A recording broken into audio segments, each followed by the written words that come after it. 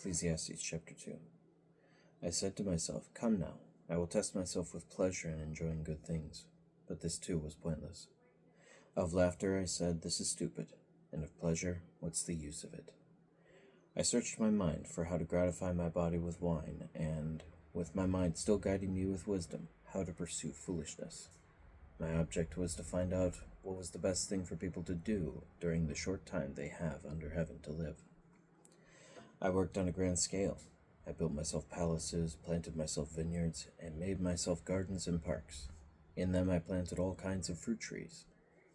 I made myself pools from which to water the trees springing up in the forest. I bought male and female slaves, and I had my homeborn slaves as well.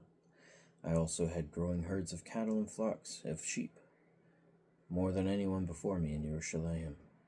I amassed silver and gold, the wealth of kings and provinces. I acquired male and female singers, things that provide sensual delight, and a good many concubines. So I grew great, surpassing all who preceded me in Jerusalem. My wisdom too stayed with me. I denied my eyes nothing they wanted. I withheld no pleasure from myself, for I took pleasure in all my work, and this was my reward for all my work.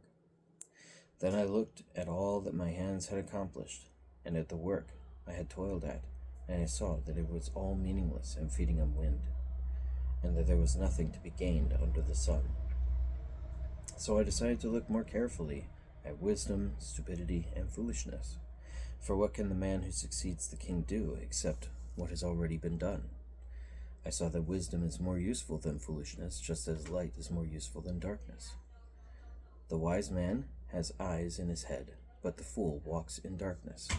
Yet the same fate awaits them all. So I said to myself, if the same thing happens to the fool as to me, then what did I gain by being wise? And I thought to myself, this too is pointless.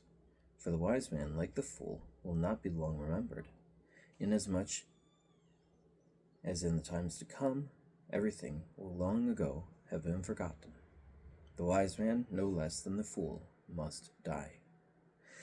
So I came to hate life, because the activities done under the sun were loathsome to me, since everything is meaningless and feeding on wind. I hated all the things for which I had worked under the sun, because I saw that I would have to leave them to the man who will come after me. Who knows whether he will be a wise man or a fool? Yet he will have control over all the things I worked for, and which demonstrated how wise I am under the sun. This too is pointless. Thus I came to despair over all the things I had worked for under the sun. Here is a man whose work is done with wisdom, knowledge, and skill, yet he has to leave it to someone who has put no work into it. This is not only pointless, but a great evil. For what does a person get from all his efforts and ambitions permeating the work he does under the sun? His whole life is one of pain, and his work is full of stress. Even at night his mind gets no rest. This too is pointless. So there is nothing better for a man to do than eat, drink, and let himself enjoy the good that results from his work. I also realized that this is from God's hand. For who will eat and who will enjoy except me? For to the man who is good from God's viewpoint, he gives wisdom, knowledge, and joy.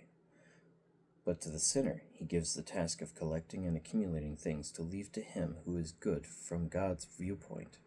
This too is pointless and feeding on wind.